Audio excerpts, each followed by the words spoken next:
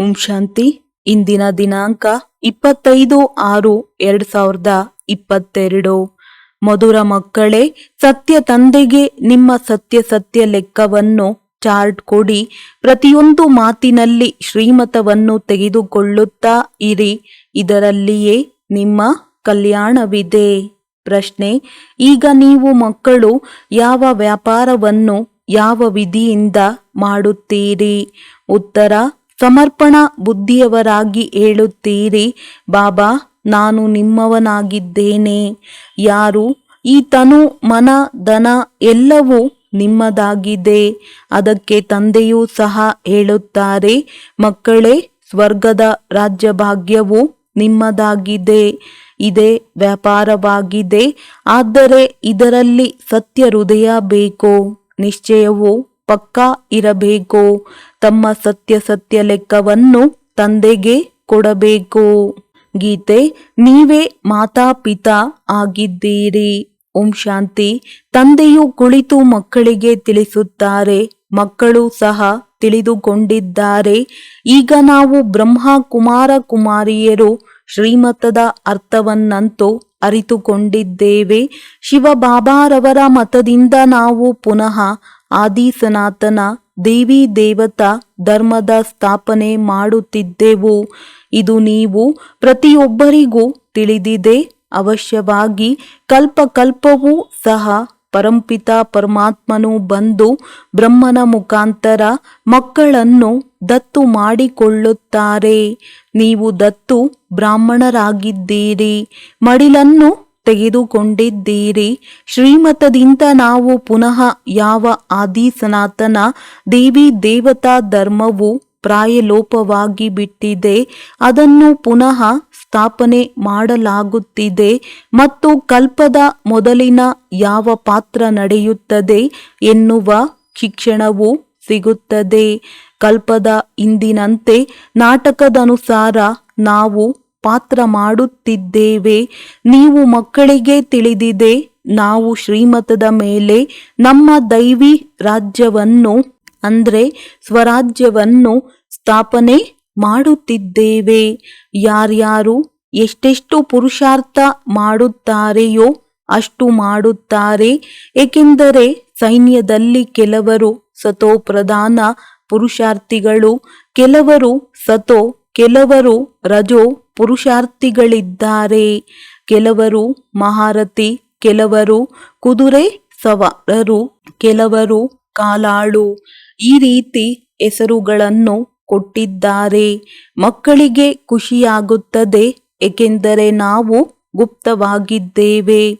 ಸ್ಥೂಲ ಆಯುಧ ಮುಂತಾದವುಗಳನ್ನು ಉಪಯೋಗಿಸುವುದಿಲ್ಲ. ದೇವಿಯರಿಗೆ ಆಯುಧಗಳು ಮುಂತಾದವನ್ನು ತೋರಿಸುತ್ತಾರೆ. ಅವು ಜ್ಞಾನದ ಅಸ್ತ್ರಶಸ್ತ್ರಗಳಾಗಿವೆ. ಆಯುಧಗಳು ಶಾರೀರಿಕ ಬಾಹುಬಲವಾಗಿದೆ.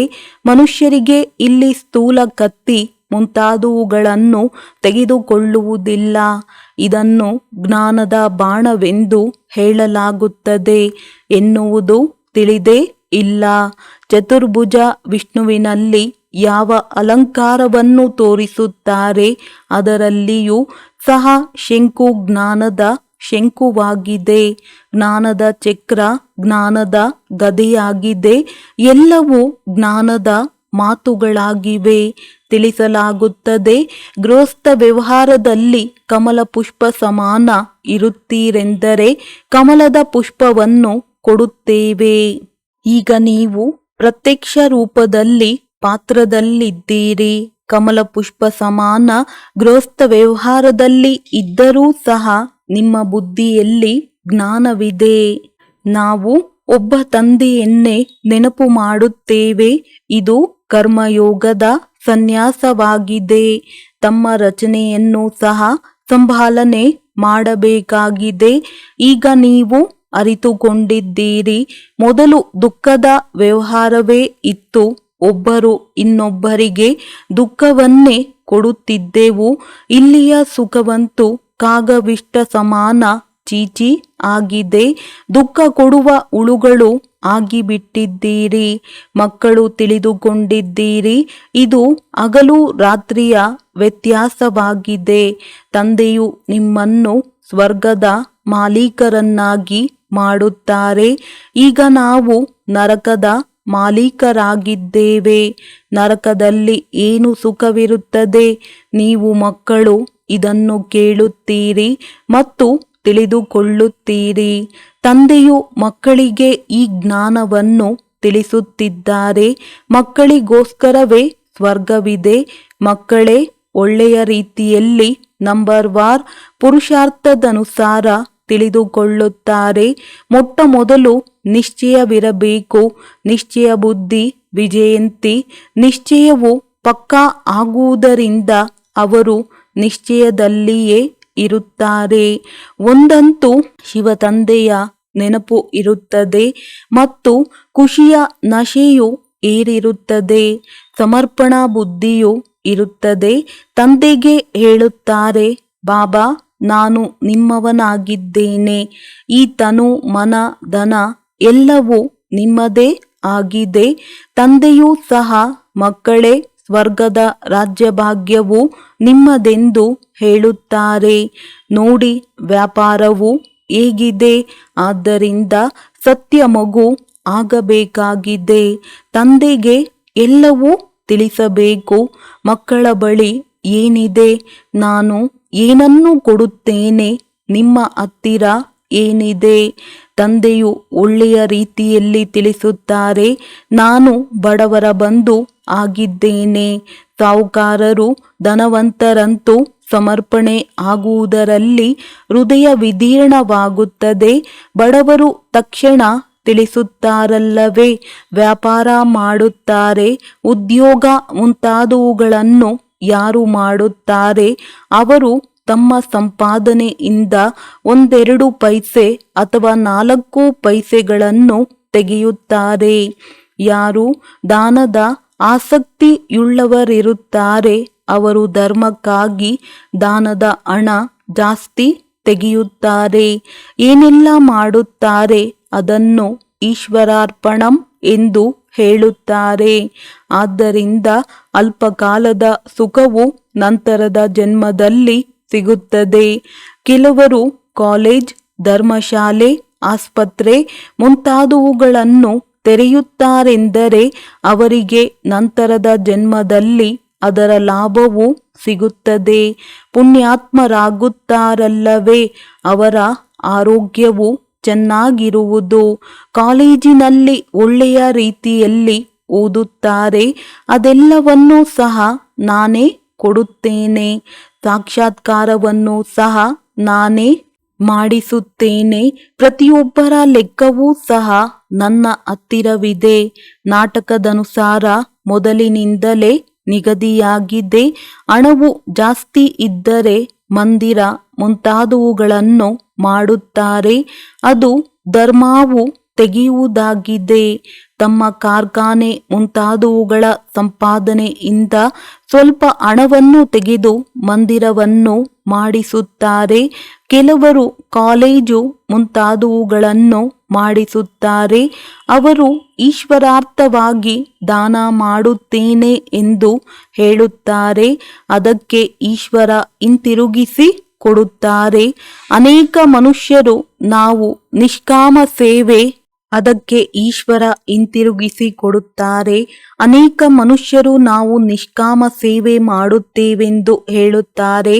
ಆದರೆ ನಿಷ್ಕಾಮಿಗಳಂತೂ ಇರುವುದಿಲ್ಲ. ನಿಷ್ಕಾಮ ಎನ್ನುವ ಅಕ್ಷರವು ಎಲ್ಲಿಂದ ಬಂತು? ತಂದೆಯು ತಿಳಿಸಿದ್ದಾರೆ, ನಿಷ್ಕಾಮ ಸೇವೆಯಾಗಲು ಸಾಧ್ಯವಿಲ್ಲ. ಏಕೆಂದರೆ ಫಲವು ಅವಶ್ಯವಾಗಿ ಸಿಗುತ್ತದೆ. ಈಗ ನೀವು ಗೃಹಸ್ಥ ವ್ಯವಹಾರದಲ್ಲಿ ಇರಲೇಬೇಕಾಗಿದೆ. ನೌಕರಿ ಮಾಡಬೇಕಾಗಿದೆ.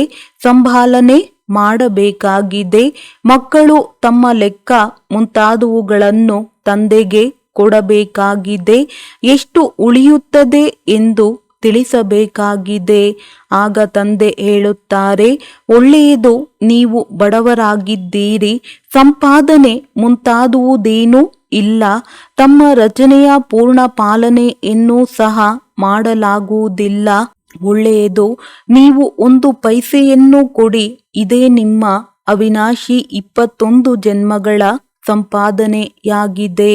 ಅದು ಅಲ್ಪಕಾಲ ಸುಖಕ್ಕೋಸ್ಕರ ಇತ್ತು. ಆ ಸಂಪಾದನೆಯು ಅಲ್ಪಕಾಲದ ಸುಖಕ್ಕೋಸ್ಕರ ಇತ್ತು. ಇದು 21 ಜನ್ಮಗಳಿಗೋಸ್ಕರವಾಗಿದೆ ಮತ್ತು ಇದು ಡೈರೆಕ್ಟ್ ಆಗಿದೆ. ತಂದೆಯು ಹೇಳುತ್ತಾರೆ, ನೀವು ಬೀಜವನ್ನು ಬಿತ್ತಲೇಬೇಕಾಗಿದೆ. ಸುಧಾಮನು ಇಡೀ ಅವಲಕ್ಕಿಯನ್ನು ಕೊಟ್ಟನು. ಅದರಿಂದ 21 ಜನ್ಮಗಳಿಗೋಸ್ಕರ ಮೆಹಲ್ ಸಿಕ್ಕಿಬಿಟ್ಟಿತು. ಏಕೆಂದರೆ ಸುಧಾಮ ಬಡವನಾಗಿದ್ದನು. ಸಾಹುಕಾರರು ವಜ್ರದ ಇಡಿಯನ್ನು ಕೊಟ್ಟರೂ ಸಹ ಇಬ್ಬರದ್ದು ಒಂದೇ ಆಗಿದೆ. ತಂದೆಯು ಏನೂ ಹೇಳುವುದಿಲ್ಲ, ನೀವು ಇಷ್ಟನ್ನು ಮಾಡಿ ಎಂದು ಪ್ರತಿಯೊಬ್ಬರಿಗೆ ತಮ್ಮ ತಮ್ಮ ಸಲಹೆಯನ್ನು ಕೊಡುತ್ತಾರೆ. ತಂದೆಯು ಕೇಳುತ್ತಾರೆ, ಎಷ್ಟು ಖರ್ಚಾಗುತ್ತದೆ? ಸ್ವಲ್ಪವು ಉಳಿಯುತ್ತದೆ ಎಂದರೆ ಅದರನುಸಾರವೇ ಸಲಹೆ ಕೊಡುತ್ತಾರೆ. ಸಮಯದಲ್ಲಿ ಕೆಲಸಕ್ಕೆ ಬರಬೇಕು. ತಂದೆಯು ಇಷ್ಟನ್ನು ಕೊಡಿ ಎಂದು ಸಲಹೆ ಕೊಡುತ್ತಾರೆ. ಬಾಕಿ ತಂದೆಯು ಜವಾಬ್ದಾರನಾಗಿದ್ದಾರೆ. ಒಳ್ಳೆಯದು, ಮನೆಯಲ್ಲಿ ಒಂದು ಹಾಲ್ ನಿರ್ಮಾಣ ಮಾಡಿ, ಅದರಲ್ಲಿ ಮಕ್ಕಳು ಬಂದು ಸರ್ವಿಸ್ ಮಾಡಲಿ. ಆಸ್ಪತ್ರೆ ತುಂಬ ದೊಡ್ಡದಾಗಿ ನಿರ್ಮಾಣ ಮಾಡುತ್ತಾರೆ. ಅದೇ ರೀತಿ ಇದನ್ನು ಸಹ ದೊಡ್ಡದಾಗಿ ಮಾಡಬೇಕಾಗುತ್ತದೆ. ಏಕೆಂದರೆ ಅನೇಕರು ಬರುತ್ತಾರೆ. ಒಂದು ವೇಳೆ ಜಾಸ್ತಿ ಹಣವಿದ್ದರೆ ಈ ಆಸ್ಪತ್ರೆ ಕಾಲೇಜನ್ನು ತೆರೆಯಿರಿ. ಎಂತೆಂತಹ ಗ್ರಾಮವೋ ಅಂತಹ ವಸ್ತುಗಳು. ಇದರಲ್ಲಿ ಎಷ್ಟೊಂದು ಮಕ್ಕಳು ಬಂದು ಆರೋಗ್ಯ ಭಾಗ್ಯದ ಆಸ್ತಿಯನ್ನು ತೆಗೆದುಕೊಳ್ಳುತ್ತಾರೆ. ಈಗ ನೀವು ಈಗೀಗೆ ಮಾಡುವುದರಿಂದ ರಾಜ್ಯ ಭಾಗ್ಯವು ಸಿಗುತ್ತದೆ. ಅನೇಕರ ಕಲ್ಯಾಣವಾಗುತ್ತದೆ. 21 ಜನ್ಮಗಳಿಗೋಸ್ಕರ ನೀವು ಈ ರೀತಿ ಆಗುತ್ತೀರಿ. ಮಕ್ಕಳನ್ನಂತೂ ಪೂರ್ಣ ಸಂಭಾಲನೆ ಮಾಡಬೇಕಾಗಿದೆ. ಸಾಧು ಸಂತರಿಗೆ ಈ ಮಾತುಗಳು ಇರುವುದಿಲ್ಲ. ಅವರಿಗೆ ಏನನ್ನು ಕೊಡುತ್ತಾರೆ ಅದನ್ನು ತಮ್ಮ ಕೆಲಸದಲ್ಲಿಯೇ ತೊಡಗಿಸಿಕೊಳ್ಳುತ್ತಾರೆ. ತಮ್ಮ ಸನ್ಯಾಸ ಕುಲದ ವೃದ್ಧಿ ಮಾಡುತ್ತಾರೆ. ಕುಟೀರ ಮುಂತಾದವುಗಳನ್ನು ಮಾಡುತ್ತಾರೆ. ಇಲ್ಲಿ ಯಾರೆಷ್ಟು ಪರಿಶ್ರಮ ಪಡುತ್ತಾರೆ ಅಷ್ಟು ಸಿಂಹಾಸನದ ಮಾಲೀಕರಾಗುತ್ತಾರೆ. ಈ ಆಸ್ತಿಯು ಸಿಗುತ್ತದೆ. ಯಾರೆಲ್ಲ ಮಕ್ಕಳಿದ್ದಾರೆ ಅವರೆಲ್ಲರಿಗೂ ತಂದೆಯಿಂದ ಆಸ್ತಿ ಸಿಗುತ್ತದೆ. ಕೇವಲ ತಂದೆಯು ಹೇಳುತ್ತಾರೆ, ಮಕ್ಕಳೇ, ನೀವು ನನ್ನನ್ನು ಮರೆತು ಬಿಟ್ಟಿದ್ದೀರಲ್ಲವೇ? ನೀವು ಎಷ್ಟೊಂದು ಅಲೆದಿದ್ದೀರಿ. ಕಲ್ಲು ಮುಳ್ಳಲ್ಲಿ ಹೋಗಿ ಹುಡುಕಾಡಿ ತಮ್ಮ ಕಾಲುಗಳೇ ಸುಸ್ತಾದವು. ಇದು ಸಹ ನಾಟಕದಲ್ಲಿ ನಿಗದಿಯಾಗಿದೆ. ನಂತರವೂ ಹೀಗೆಯೇ ಆಗುವುದು. ಸೂರ್ಯ ವಂಶೀಯರು ಬಂದರು, ಚಂದ್ರ ವಂಶೀಯರು ಬಂದರು. ನಂತರ ಹೇಗೆ ವೃದ್ಧಿಯಾಗುತ್ತಾ ಹೋಯಿತು, ಜನ್ಮ ತೆಗೆದುಕೊಳ್ಳುತ್ತಾ ಹೋದರು. ಇದೆಲ್ಲವೂ ನಿಮ್ಮ ಬುದ್ಧಿಯಲ್ಲಿದೆ. ಭಕ್ತಿ ಮಾರ್ಗದಲ್ಲಿಯೂ ಸಹ ನಾನೇ ಫಲವನ್ನು ಕೊಡುತ್ತೇನೆ. ಕಲ್ಲಿನ ಜಡಮೂರ್ತಿಯು ಏನು ಕೊಡುತ್ತದೆ? ಈಗ ನೀವು ಶೂದ್ರ ವರ್ಣದಿಂದ ಬ್ರಾಹ್ಮಣ ವರ್ಣದವರಾಗಿದ್ದೀರಿ. ನೀವು ಮಕ್ಕಳು ತಿಳಿದುಕೊಂಡಿದ್ದೀರಿ. ನಾವು ಶ್ರೀಮತದ ಮೇಲೆ ಪುನಃ ಆದಿ ಸನಾತನ ದೇವಿ ದೇವತಾ ಧರ್ಮದ ಸ್ಥಾಪನೆ ಮಾಡುತ್ತಿದ್ದೇವೆ. ಕಲ್ಪದ ಹಿಂದೆಯೂ ಮಾಡಿದ್ದೆವು. ನಂತರ 84 ಜನ್ಮಗಳ ಚಕ್ರದಲ್ಲಿ ಬಂದು ಬಿಟ್ಟಿದ್ದೇವೆ. ಬಾಕಿ ಇಸ್ಲಾಮಿ, ಬೌದ್ಧಿ ಮುಂತಾದ ಇವೆಲ್ಲವೂ ರೆಂಬೆ ಕೊಂಬೆಗಳಾಗಿವೆ. ನಾಟಕವೆಲ್ಲವೂ ಭಾರತದ ಮೇಲೆಯೇ ಇದೆ. ನೀವೇ ದೇವತೆಗಳಾಗಿದ್ದವರು, ನೀವೇ ಅಸುರರಾಗಿದ್ದೀರಿ. ರಾವಣನ ಪ್ರವೇಶತೆಯಾಗುವುದರಿಂದ ವಾಮ ಮಾರ್ಗದಲ್ಲಿ ಹೋಗಿ ನೀವು ವಿಕಾರಿಗಳಾಗಿ ಬಿಡುತ್ತೀರಿ. ಭ್ರಷ್ಟಾಚಾರಿತನವು ಶುರುವಾಗಿ ಬಿಡುತ್ತದೆ. ಭ್ರಷ್ಟಾಚಾರವೂ ಸಹ ಮೊದಲು ಸತೋ ಪ್ರಧಾನ, ನಂತರ ಸತೋ ರಜೋ ತಮೋ ಆಗುತ್ತದೆ. ತಂದೆಯು ತಿಳಿಸುತ್ತಾರೆ, ಈ ಸಮಯದಲ್ಲಿ ಇಡೀ ವೃಕ್ಷವು ಜಡ್ಜಡೀಭೂತ ಅವಸ್ಥೆಯನ್ನು ಪಡೆದುಕೊಂಡಿದೆ. ಈಗ ಇದು ಸಮಾಪ್ತಿಯಾಗಲೇ ಬೇಕಾಗಿದೆ. ಯಾವ ದೇವತಾ ಧರ್ಮವಿಲ್ಲವೋ ಅದು ಪುನಃ ಸ್ಥಾಪನೆಯಾಗಬೇಕಾಗಿದೆ. ಕಲ್ಪಕಲ್ಪವು ಸ್ಥಾಪನೆ ಮಾಡುತ್ತಾರೆ, ಆದರೆ ಇದರ ವರ್ಣನೆಯು ಕಾಯಿದೆಯನುಸಾರ ಇಲ್ಲ. ನಂಬರ್ 1 ಮಾತು ಭಗವಾನುವಾಚ ಆಗಿದೆ. ಭಗವಂತನಂತೂ ಒಬ್ಬರೇ ಆಗಿದ್ದಾರಲ್ಲವೇ. ಸರ್ವವ್ಯಾಪಿಯ ಜ್ಞಾನದಿಂದ ಭಕ್ತಿಯೂ ಸಹ ನಡೆಯುವುದಿಲ್ಲ. ಓ ಪರಂಪಿತ ಎಂದು ಯಾರಿಗೆ ಹೇಳುತ್ತೀರಿ? ಅವರು ಸರ್ವವ್ಯಾಪಿಯಾಗಿದ್ದರೆ ಓ ಭಗವಂತ ಎಂದು ಹೇಳಲು ಸಾಧ್ಯವಿಲ್ಲ. ಸತೋ ಪ್ರಧಾನದಿಂದ ನಂತರ ಸತೋ ರಜೋ ತಮೋನಲ್ಲಿ ಬರಲೇಬೇಕಾಗಿದೆ. ಆದ್ದರಿಂದ ಎಲ್ಲರೂ ಪತಿತರಾಗಿದ್ದಾರೆ. ಗಾಯನ ಮಾಡುತ್ತಾರೆ, ಪತಿತ ಪಾವನ ಬಾ ಎಂದು. ತಂದೆಯು ಬರುವುದೇ ಪತಿತರನ್ನು ಪಾವನ ಮಾಡಲು. ನೀವೀಗ ಪಾವನರಾಗುತ್ತಿದ್ದೀರಿ. ದುಃಖದಲ್ಲಿ ಎಲ್ಲರೂ ಸ್ಮರಣೆ ಮಾಡುತ್ತಾರೆ. ಯಾವಾಗ ಆಪತ್ತುಗಳು ಬರುತ್ತವೆ ಆಗ ಏ ಭಗವಂತ ಎಂದು ನೆನಪು ಮಾಡುತ್ತಾರೆ. ಆದರೆ ಅರಿತುಕೊಂಡಿಲ್ಲ. ನಿಮಗೆ ಜ್ಞಾನವೂ ಸಿಗುತ್ತಿದೆ. ನೀವೇ ನಂತರ ದೇವಿ ದೇವತೆಗಳಾಗಬೇಕಾಗಿದೆ. ಈಗ ಇದು ಅಂತಿಮದ ಸಮಯವಾಗಿದೆ. ಎಲ್ಲರ ಲೆಕ್ಕಾಚಾರವು ಸಮಾಪ್ತಿಯಾಗುವುದಿದೆ. ಈಗ ಎಲ್ಲರೂ ಸ್ಮಶಾನಕ್ಕೆ ಯೋಗ್ಯರಾಗಿದ್ದಾರೆ. ತಂದೆಯು ಬಂದು ಜಾಗೃತಗೊಳಿಸುತ್ತಾರೆ. ಈ ಜ್ಞಾನವು ಯಾರ ಹತ್ತಿರವೂ ಇಲ್ಲ. ಬರುತ್ತಾ ಇರುತ್ತಾರೆ, ವೃದ್ಧಿಯಾಗುತ್ತಾ ಇರುತ್ತದೆ. ತಂದೆಯೊಂದಿಗೆ ಕೇಳುತ್ತೀರಿ, ನಾನು ಯಾವ ಪದವಿಯನ್ನು ಪಡೆಯುತ್ತೇನೆ. ಅದನ್ನು ತಮ್ಮ ಸ್ಥಿತಿಯಿಂದ ತಿಳಿದುಕೊಳ್ಳಬಲ್ಲಿರಿ. ಈಗ ತುಂಬ ಅವಕಾಶವಿದೆ. ತಂದೆಯನ್ನು ನೆನಪು ಮಾಡಲು ನೀವೆಲ್ಲರೂ ಪುರುಷಾರ್ಥಿಗಳಾಗಿದ್ದೀರಿ.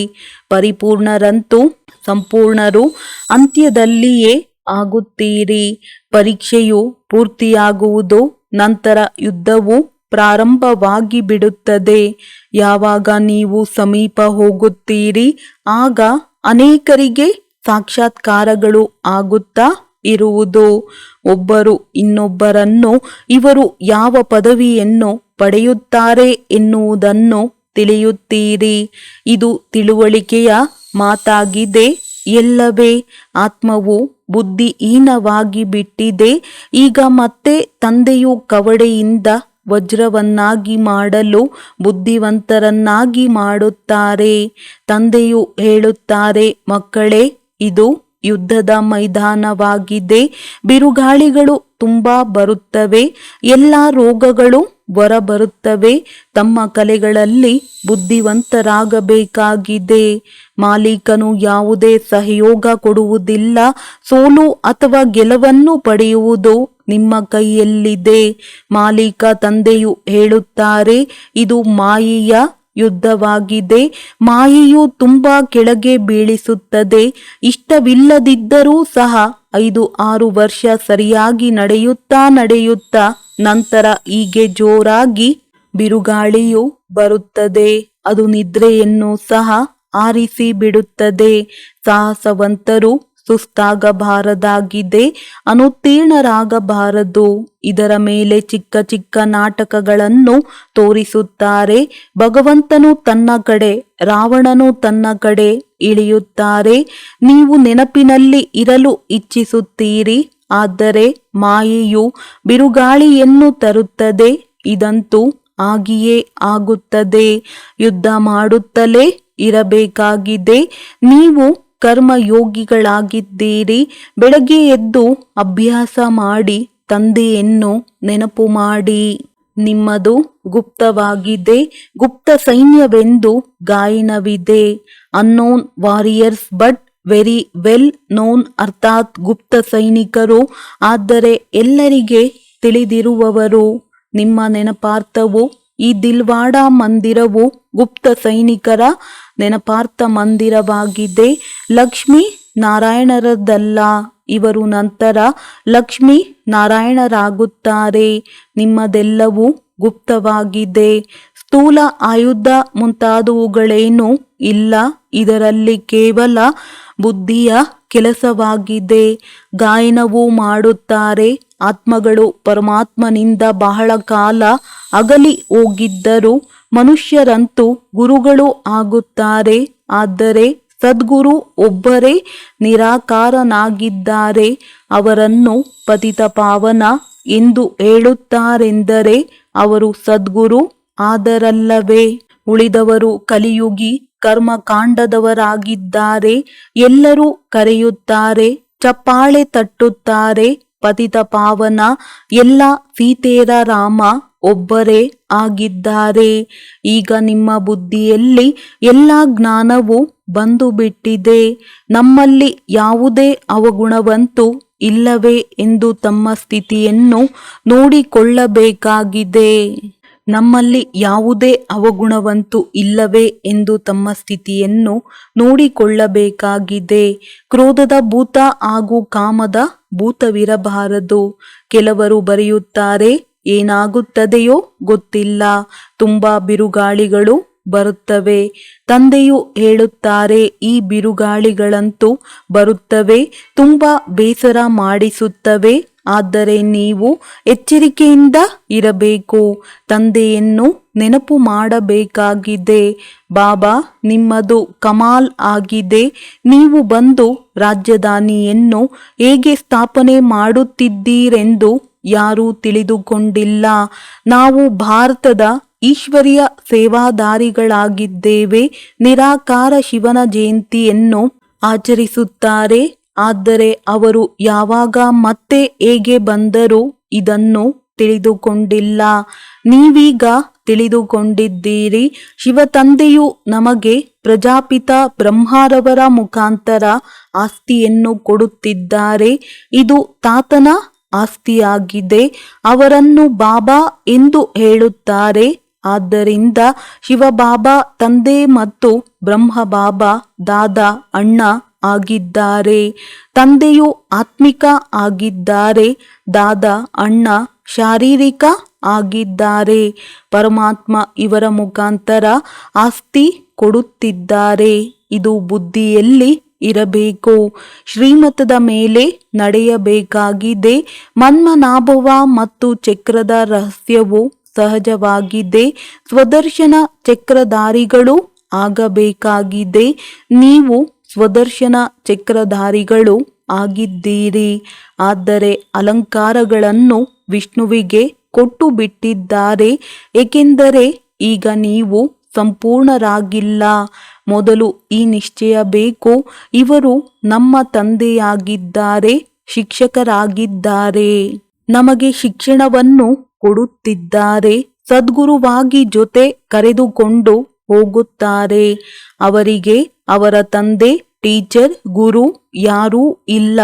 ಎಷ್ಟು ಸ್ಪಷ್ಟವಾಗಿ ತಿಳಿಸಲಾಗುತ್ತದೆ. ಆದರೂ ಸಹ ಬುದ್ಧಿಯಲ್ಲಿ ಕುಳಿತುಕೊಳ್ಳುವುದಿಲ್ಲ.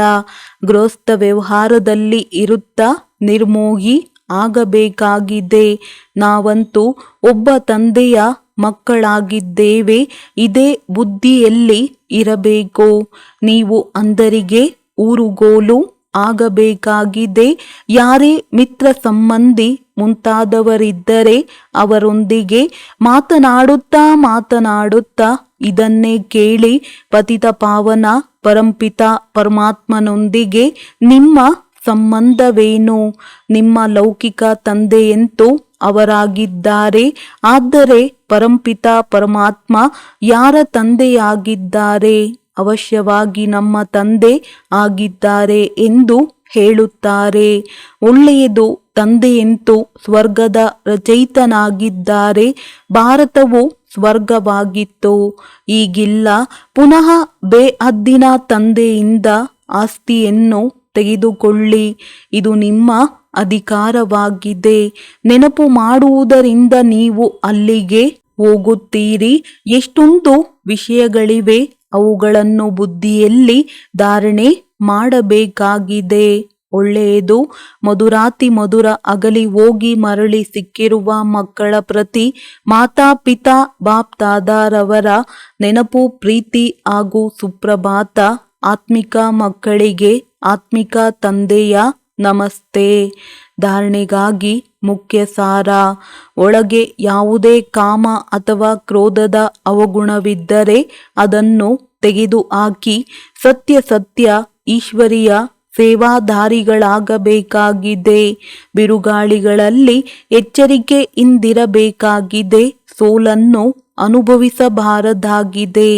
ತಂದೆಯ ಸಲಹೆಯಿಂದ ಸುಧಾಮನ ತರಹ ಇಡೀ ಅವಲಕ್ಕಿಯನ್ನು ಕೊಟ್ಟು 21 ಜನ್ಮಗಳ ರಾಜ್ಯಭಾಗ್ಯವನ್ನು ತೆಗೆದುಕೊಳ್ಳಬೇಕಾಗಿದೆ. ವರದಾನ: ಸಂಘಟನೆಯಲ್ಲಿ ಭಿನ್ನ ಹಾಗೂ ಪ್ರಿಯರಾಗಿರುವ ಸಮತೋಲನದ ಮೂಲಕ ಅಚಲರಾಗಿರುವಂತಹ ನಿರ್ವಿಘ್ನ ಭವ.